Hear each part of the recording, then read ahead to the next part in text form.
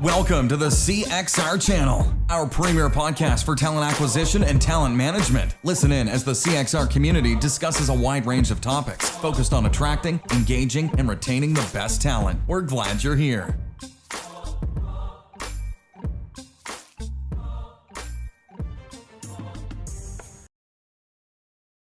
Everybody, welcome to another CXR podcast show. I'm Chris Hoyt, Kirk Rushworth's president and your host for the next 15 minutes or so, where we're just going to talk about some stuff.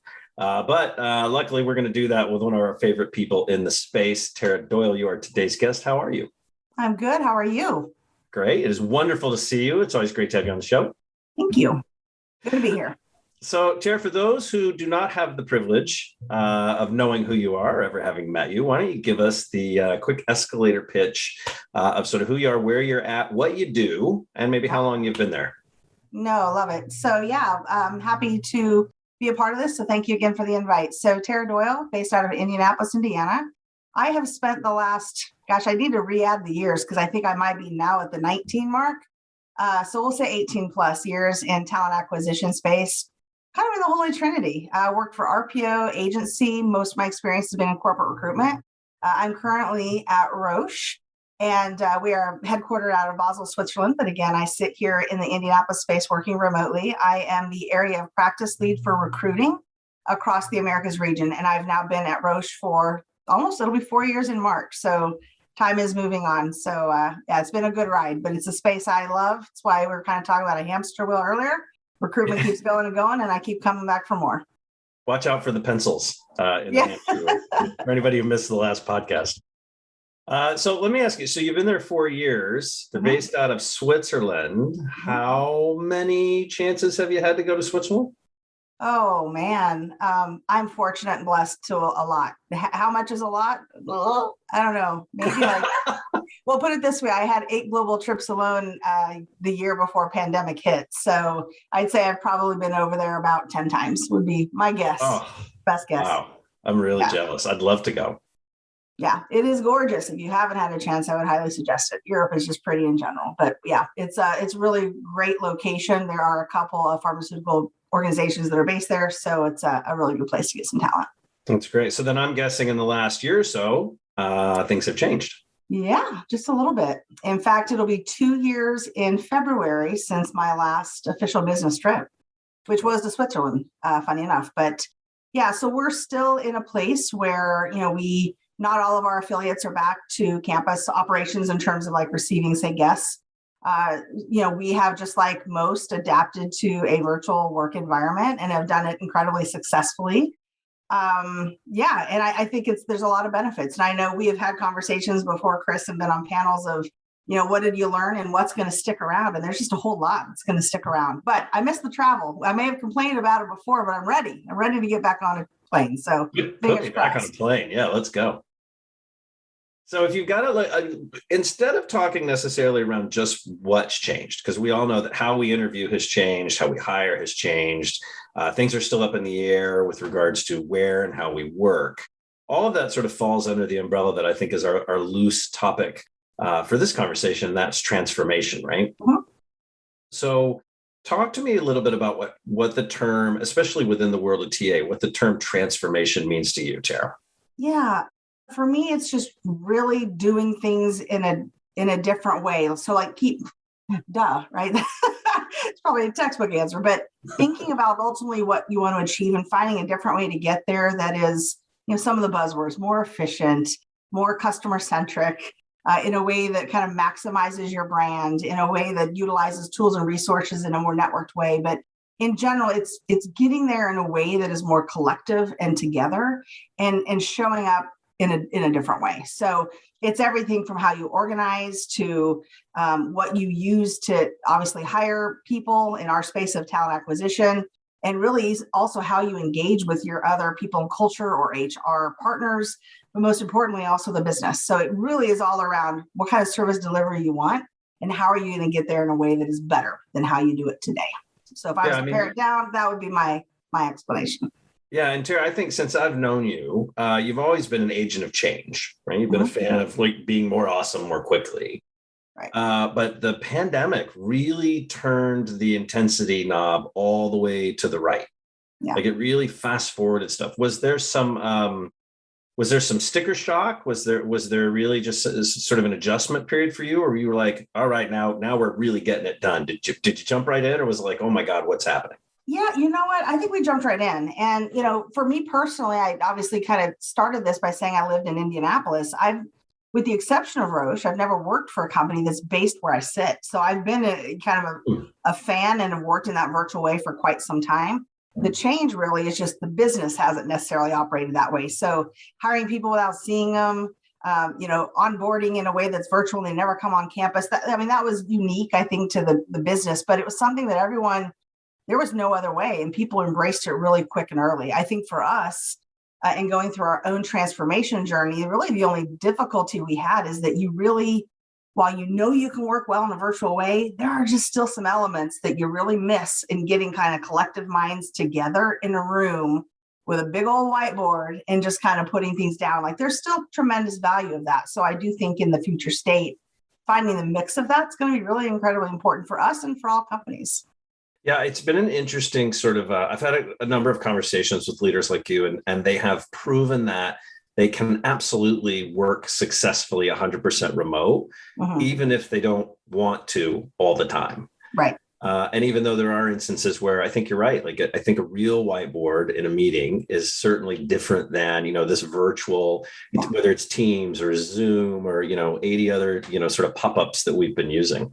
Well, and the other thing I would say is, for us in our own transformation, since we're really kind of breaking down what we call silos and barriers that were, based on affiliate or location. And now if we're in this more global network, now you open up things like, hey, I've got 2 peers that run recruiting in other parts of the world, and we've got a 13-hour time difference. So how do you really accommodate that in a way that has you sharp? I'm not the sharpest person at 6 a.m, but I've had to become that. And just like my peer Lily might feel the same way, and she's having calls at 9 or 10 at night. So it's, I think, finding the balance too. And that's, again, the luxury when you're in a room together, you take all of that away. So it's a little bit different. But that's one thing certainly that we're still working through, is to make sure that you find the balance between getting work done and talking about the strategic elements you need to, while also ensuring you've got the kind of work-life balance with those time zone variances. What do you think you would tell yourself 20 months ago? Like if you could go back in time, knowing what you know now with regards to being an agent of change, with regards to transforming how the business runs, like what, buckle up? I mean, is it that simple or what? Honestly, probably so. I think, and when I think back, like, some of the like top 3 or 4 things that I've learned, change management is one of them. And again, I think people would say, well, of course, wouldn't you have expected that? Well, yes. But I think the level, even when people are on board and they're buying it, it's information overload. So like bringing them along in the journey and having them have the ability to co-create and really just finding yourselves where they're at. And it's not that you ignore that and people don't do that, but you need to be far more intentional. So I think it's really check in more frequently, ask more questions, really get those sounding board buy-ins at all different levels. That I think that could be helpful for anybody. But I like the seatbelt analogy, because not only is transformation tough, but then, like you said, it's all the other things with the pandemic and, COVID mandate, vaccination, all of the things that just adds into the mix of really how companies are needing to kind of react now and meet the talent where they're at. Yeah, it's a good point. Terry, you embody, I have a number of conversations both Jerry and I do with up and coming leaders and leaders who are trying to make the jump right to a more senior role, or those who are trying to break through into a director level role. And they're like, I'm doing cool stuff. I'm doing great work. And one of the things I think that we typically tell them is it's not enough to do great work. A director, a leader takes people with them on that journey. And I think you're one of my favorite leaders because you embody that people go with. You don't just go do cool shit. You take people with you to do cool shit. I'm kind of wondering, like, what would you tell somebody who's looking to get into an organization and then is all in on transformation, but there isn't a whole lot of transformation going on, right? Because not a lot of people have been lucky as you and some of the other leaders, and that they've had organizations who've embraced the change, right, and really leaned in, buckled up and leaned in. Some are kind of stuck in organizations that are being a little stubborn. Is there any advice you might give somebody who's sort of looking to become a change agent?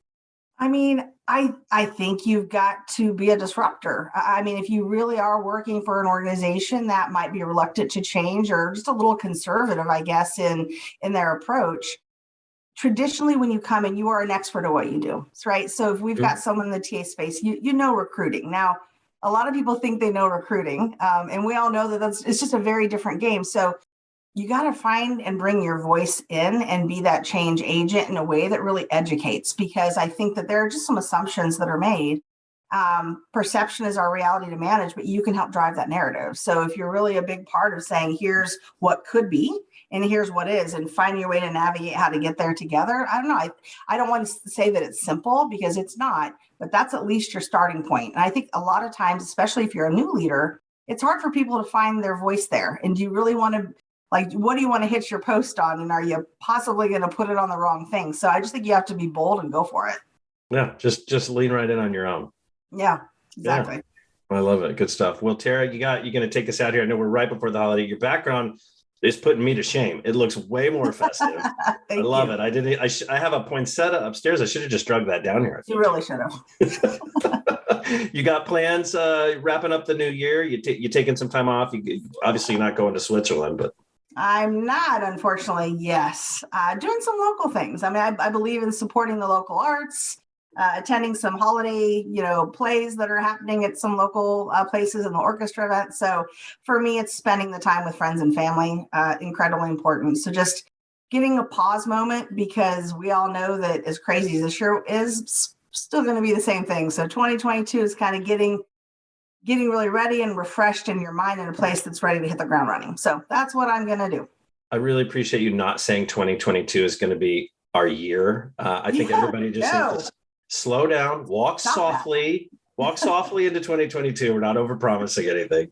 Exactly. All right, Terra, it's always great to see you. Thank you so much for wrapping up one of our last podcasts of the year. We really appreciate your time and joining on the show. It's always wonderful to have you on.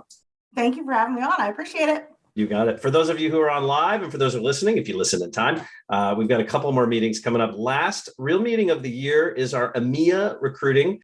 We're going to do a connect there on December 15th. So that is right around the corner. Anybody within CXR who is an EMEA member is going to be able to join that. And we're asking, you could bring a +1 as we close out the year. So even if they're not a member, we're inviting them to that conversation. That'll be a lot of fun. And then also on December 15th, it's a busy, busy day. We're doing a live community update. I'll kind of give a state of the union. If you've missed the other three, it's kind of boring. It's just me. There's no guest, but I'll rattle through a couple of the changes and updates we've done this year. And then lastly, I want to share December 17th. If you are not a member of our book club, shame on you. You should be. It's open to anybody, but we've got a funny one that we're coming through. It's still not too late. You can join us. It's Holidays on Ice, a little bit of an essay, short stories. So you can join that and have a lot of fun with us coming up. So until then, we hope to see everybody at CXR.works on the community site and any of our social media platforms. And we wish everybody a fantastic and super safe holiday season. Thanks. Thanks for listening to the CXR channel. Please subscribe to CXR on your favorite podcast resource and leave us a review while you're at it. Learn more about CXR at our website, cxr.works, facebook.com and twitter.com/careercrossroads, and on Instagram at careerxroads. We'll catch you next time.